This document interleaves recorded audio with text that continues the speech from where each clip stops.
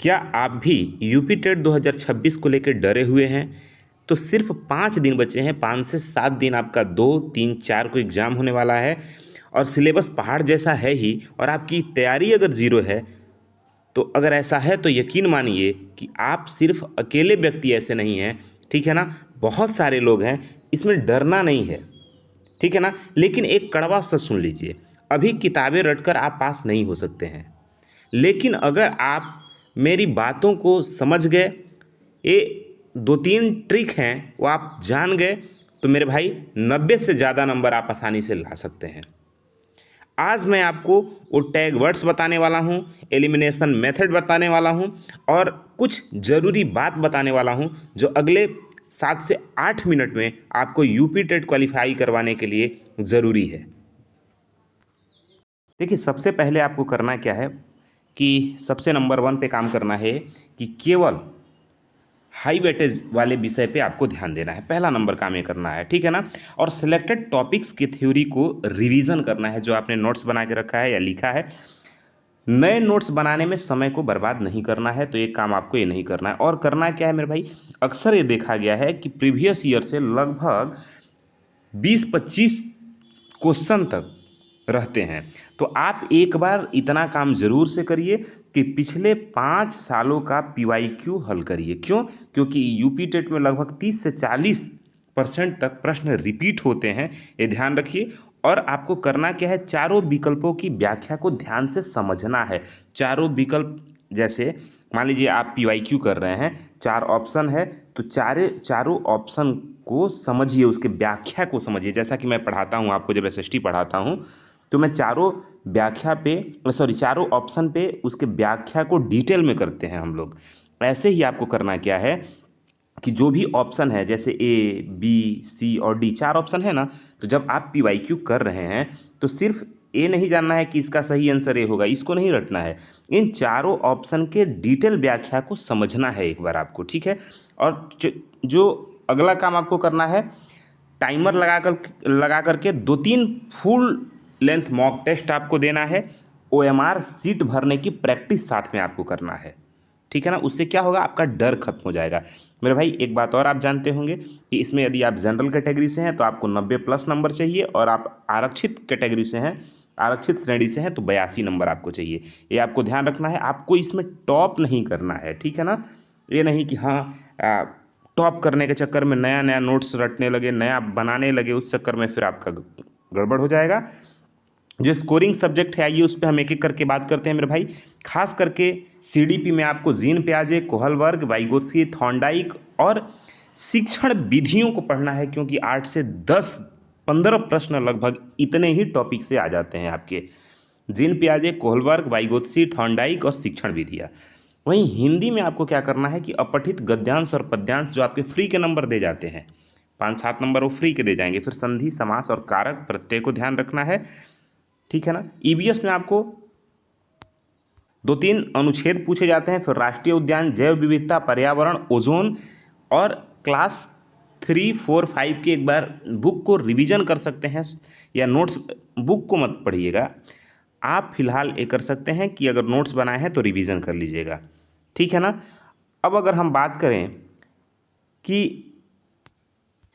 Paper 2 के लिए, तुक्के की हम बात बाद में करेंगे, पहले हम बात करते हैं पेपर 2 के लिए। यदि पेपर 2 में आपने एसएसटी लिया है तो एसएसटी में आप क्या करेंगे, तो एसएसटी हम आपको हर रोज़ पढ़ा रहे हैं। क्या पढ़ा रहे हैं? हिस्ट्री, ठीक है ना? क्लास 6, 7 और 8, ये तीनों मर्ज करके, यानी चैप्टर बाई चैप्टर इतिहास के कक्षा 6, 7 और 8 के 1-2 वीडियो में हमने आप कवर किया है और कर ही रहे हैं। और फिर भूगोल के लिए आप क्या करेंगे, वही 6, 7 और 8 के चैप्टर बाई चैप्टर पढ़ा के उसका एमसीक्यू बना के हम वीडियो बना रहे हैं आपके लिए। फिर भूगोल के बाद आप क्या करेंगे, जो गृह विज्ञान है, होम साइंस है या म्यूज़िक है, उनसे भी प्रश्न पूछे जाते हैं, पॉलिटी से प्रश्न पूछे जाते हैं। तो सबका हमने क्या किया है, यूपी बोर्ड में जो किताबें चलती हैं 6, 7, 8 की, उन सभी का चैप्टर बाई चैप्टर मैं एमसीक्यू बना दिया हूँ और उसका वीडियो मैं बना के अपलोड कर दिया हूँ। लगभग वो 3-3.5 घंटे के आसपास, 4 घंटे के आसपास है वीडियो। और आप अगर उसको देख लेते हैं एग्ज़ाम से पहले तो उम्मीद करिए कि आप 55+ नंबर लाएंगे एसएसटी में। अब ट्रिक क्या है उसको समझिए। पहला तो ट्रिक ये है मेरे भाई कि यदि किसी कठिन प्रश्न में ऑप्शन डी, ठीक है ना, उपरोक्त सभी लिखा हो या ए और बी दोनों, तो उसके सही होने की संभावना 90% रहती है। ध्यान रखिए, अब आप नहीं समझे फिर से समझिए। यदि कोई कठिन प्रश्न है, कठिन लग रहा है, ठीक है ना, और उसके 4 ऑप्शन में एक ऑप्शन डी दिया है कि उपरोक्त में से सभी, ठीक है, या ए ऑप्शन हो सकता है कि ए और बी दोनों सही है, तो ज़्यादातर चांस होते हैं कि उपरोक्त में से सही और ए और बी दोनों सही है, इस तरह वाले ऑप्शन पे ज़्यादा चांस रहते हैं सही होने के। जैसे मान लीजिए कोई क्वेश्चन है जिसका 3 ऑप्शन दिया है, चौथा ऑप्शन डी लिखा है कि उपरोक्त में से सभी। एक क्वेश्चन है जिसका 4 ऑप्शन दिया है और चौथा ऑप्शन लिखा है ए और बी दोनों सही है, ठीक है ना, तो ज़्यादा चांस होता है ए बी सही होना और डी उपरोक्त में से सभी सही होना।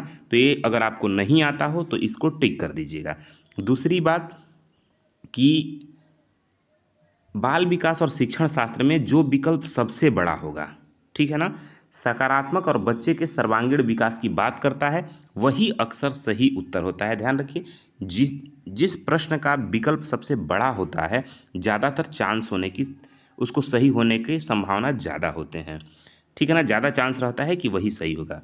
यूपी टेट में आप जानते हैं कोई निगेटिव मार्किंग नहीं होता, तो 150 की 150 गोले जरूर आप भरेंगे, ठीक है। उसके बाद कुछ महत्वपूर्ण टैग वर्ड है जिनको आपको ध्यान रखना है, जैसे अवसर देने की बात हो यानी बच्चों की सक्रिय सहभागिता की बात हो, जिज्ञासा बढ़ाने यानी प्रोत्साहित करने की बात हो, व्यवहारिक जीवन से जोड़ने की बात हो, समावेशी शिक्षा की बात हो, बहुभाषा की बात हो, करके सीखने की बात हो, इस तरह के जो भी हैं वो सभी पॉजिटिव टैग वर्ड्स होते हैं।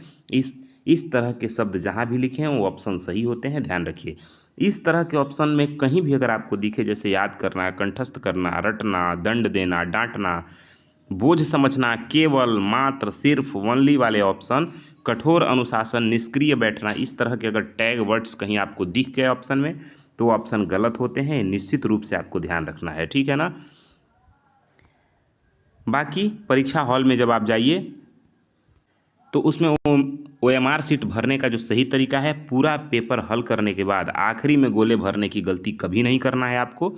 करना क्या है, प्रत्येक सेक्शन यानी 30 प्रश्न मान लीजिए जैसे CDP का है, पूरा होते ही तुरंत गोले भर लें, या 10 प्रश्न आपने कर लिए तो अब 10 के गोले तुरंत भर लें, फिर 10 के बाद आगे बढ़ें, फिर 10 के बाद, मतलब साथ में गोले भरना भी है और प्रश्न करना भी है। ऐसा नहीं सोचना है 150 प्रश्न सॉल्व कर लें तब गोले भरें। इस तरह से होता क्या है कि आपके क्वेश्चन छूट जाते हैं और फिर जो नंबर आने चाहिए थे वो गड़बड़ हो जाते हैं। कठिन प्रश्नों पर समय बर्बाद नहीं करना है।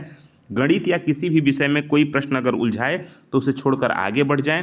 राउंड सेकंड में उस पर स्मार्ट तुक्का लगाना है, एलिमिनेट करना है कि 4 में से ए तो नहीं हो सकता, बी भी नहीं हो सकता, अब बचा सी और डी, तो इनमें से कौन क्लोज है उस पर आप टिक कर देंगे। आत्मविश्वास रखें, आपका शांत दिमाग परीक्षा में आपके 5 से 10 नंबर आगे बढ़ाने के लिए होता है। यदि आप पॉजिटिव माइंड सेट से हैं, शांत दिमाग है, एकदम माइंड पीसफुल है, तो आपके 5 से 10 नंबर तो ऐसे ही बढ़ जाएंगे। अगर आप टेंशन लेंगे, घबराएंगे तो और गलत हो जाएंगे प्रश्न आपके। बाकी यही एक सुझाव है मेरा आपके लिए, इसे आप ट्रिक कहिए, सुझाव कहिए। बाकी हम एग्ज़ाम के पहले आपसे मिलते रहेंगे। आप पहले क्लास करिए जो SST के लिए हम पढ़ा रहे हैं, एकदम मास्टर वीडियो आ रहा है उसमें पढ़िए और फिर मिलते हैं। बाकी like share and subscribe. Thanks for watching this video. जय हिंद।